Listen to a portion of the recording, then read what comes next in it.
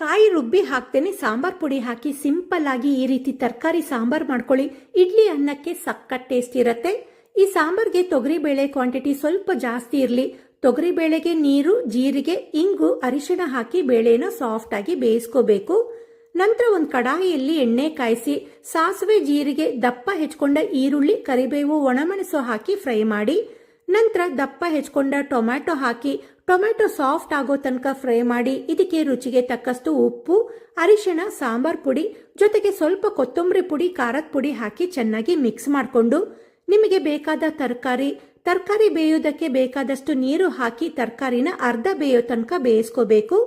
ನಂತರ ಇದಕ್ಕೆ ಬೇಯಿಸ್ಕೊಂಡ ಬೇಳೆನ ಮಸ್ತು ಹಾಕಿ ಹಾಗೆ ಹುಣಸೆ ರಸ ಹಾಕಿ ಮಿಕ್ಸ್ ಮಾಡಿಕೊಂಡು ಸಾಂಬಾರ್ನ ಚೆನ್ನಾಗಿ ಕುದಿಸ್ಕೊಂಡ ಮೇಲೆ ಕೊತ್ತಂಬರಿ ಸೊಪ್ಪು ಹಾಕಿದ್ರೆ ಸಾಂಬಾರ್ ರೆಡಿ ಆಗತ್ತೆ.